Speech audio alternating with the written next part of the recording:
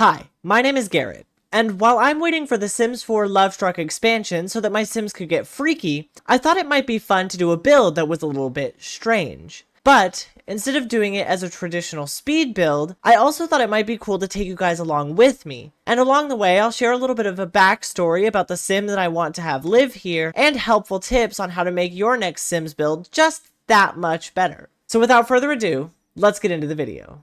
So if the introduction didn't give it away, today's build is this lot in Strangerville, and this lot is actually one of my favorites in The Sims 4 because I think it is so unique just in the world around it, and because it leans the most into that trailer vibe, which in The Sims, for some reason, I just really seem to enjoy. So I think the first thing I'm going to do to bring this house together is actually get rid of some of the landscaping around it. I'm interested to see how much I can keep the trailer vibe by getting rid of some of these surrounding areas, and I will either decide to put them back or I'll just be done with them entirely. But I just kind of want to get rid of everything that is outside the house first. Okay, perfect. So next on my list is taking all of these fences out because I have a really fun idea with this front yard. So I understand that it's meant to be a patch of greenery so that your sim isn't just kind of looking at this, but I thought it might be fun if I were to take one of these grass floorings from the base game and actually make it look a little bit more synthetic, because I thought it might add to that vibe, give it the idea that this person could feasibly just kind of decide they don't want to be here anymore, pack up and walk away and leave this lot completely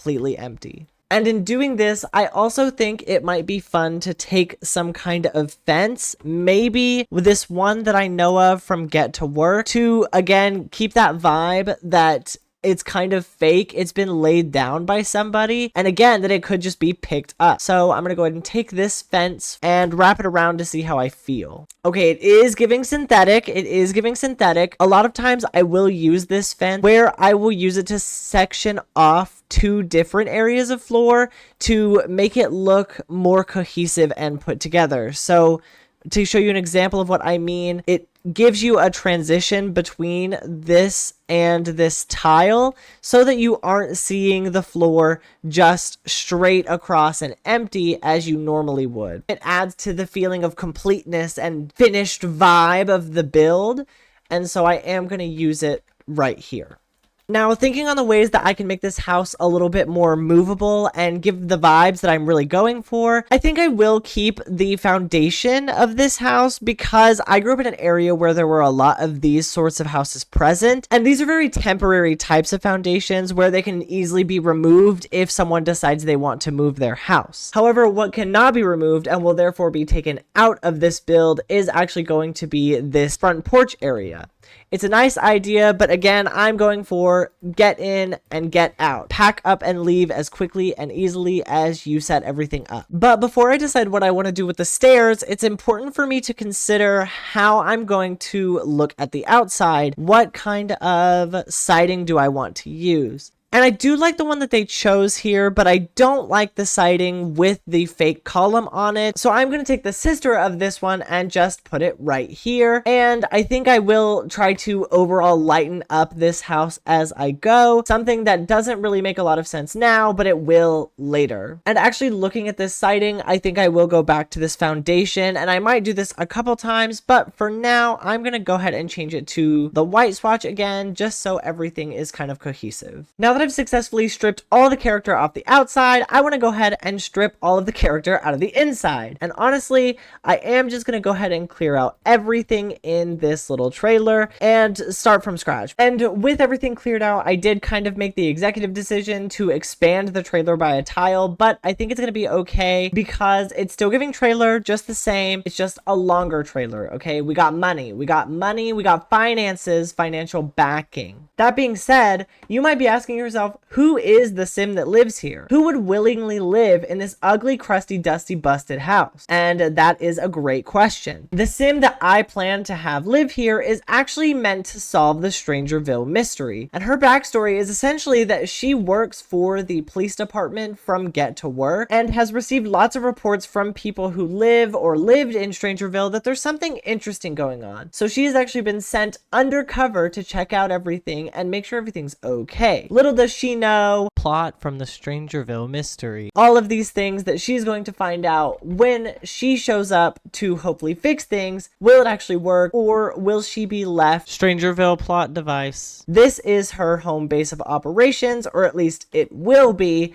But we have to get it put back together first because I took away everything. Now, we're not exactly working with a lot of space here, so I think what I'm going to do is actually move the door over onto this side and see if that helps my brain come up with any kind of floor plan. And immediately, I'm thinking of doing something very similar to what was already here, with the exception of I would like there to be a dedicated bedroom and, of course, space for a bathroom. However, while I'm sitting here drawing that, I do not think that's going to happen. All right, so looking at this, I can tell it is going to be cramped, but that's not my problem. Okay, I said that she was here to solve the Strangerville mystery. I didn't say she was going to do it with the style, the poise, and all of the necessities. But she's going to get behind this mystery problem and figure out what's going on. And now I'm going to go ahead and move back in the only piece of furniture that we actually have. This weird desk thing that came with Strangerville that I just kind of assume you need to solve the mystery. I don't actually know. I'm going to be so real. I have not played through the mystery. Sound off in the comments. Have you played through the Strangerville mystery? If so, what do you think? Should I do it? Would you guys like to watch me do that? I could do that here, or I could do it in other places. Link in the description. Now, I kind of just lost my entire train of thought right after I finished that part, but I'm back on track and I am making it work. And I went ahead and kept the original flooring that was used and the walls from over here so that I could put them back in. And I think I will go ahead and use this tile. However, I don't think I'm going to bring back in the other one because the kitchen is significantly smaller. Looking at this, I am hesitating. I have hesitations, but we power through. Actually, hesitation gone. I ate this up. Yeah, there's not a lot of space right here, but that is a-okay with me. I don't care. All right, so I'm just gonna sit here and kind of put our tiny, sad little kitchen together, and I am gonna put these dark cabinets in. I'm not sure if they will be the sort of final choice that I make, but I do kind of like the aesthetic of them, and I'm gonna see if they fit after I've done everything else in the kitchen. I say everything else. I'm literally putting on the finishing touch to the kitchen right now because this is all the room we have. You know what they are going to get in this version that they didn't have in the last one, though, is cabinets. We got cabinets. They got storage space. You can't say I didn't give them anything, okay? They got storage space. Also, I think I'm going to go ahead and swap out these two cabinets for the same island because I can actually use the island as a place to put a sink so that they have a sink, and it can double as seating for them to eat. Now, we do not have much space for this living room, but I am going to give it a go. I'm going to put some furniture in here, and I will go ahead and take the time to playtest everything after this before I upload it to the gallery. So what you guys are seeing right now and the final version might be just a little bit different, but I think that is okay. You know, like I said, it is really giving cramped in here, but it's kind of homey, okay? Maybe it's because there's not everything in here yet, but tell me it's not giving just a little bit homey. Tell me it's not just a little bit cozy. You can't, because you're lying. You're probably not lying, but it's okay. I was able to sneak this little apple crate in here as one of the only side tables that I could get to fit because I wanted to be able to put a stack of books here for your sim or the sim that lives here to be able to read. Part of me wants to tackle the lore implications of them being able to have a TV that could feasibly be used to track them by like the scientists and whatever, but I'm not thinking that far into it right now. All I'm thinking is this sim needs something to do, something to pass the time, and a TV and books is about all she's got space for. I decided she also has space for a really inconspicuous telescope, so hopefully the neighbors don't watch her watching them watch her watching them, but if they do, I don't know, there's a lot of freaks in this town, guys. It might not be the strangest thing they've seen that day. I'm gonna be so real with you. That's typical Tuesday in Strangerville. Okay, I said I was gonna make it better, and I'm not sure this is giving better. So we're gonna get it together. We're gonna get our act together. After fiddling with this roof down here a lot, I decided to actually just take away the only character that this house has and put on this stereotypical roof and just kind of see if I can make it work. However, looking at it, it is giving a go, and I think I'm gonna change my mind again, but we'll see. We'll see. I'm gonna give it the old college try. So just let me dress this up a little bit, and maybe it'll work. Probably it won't.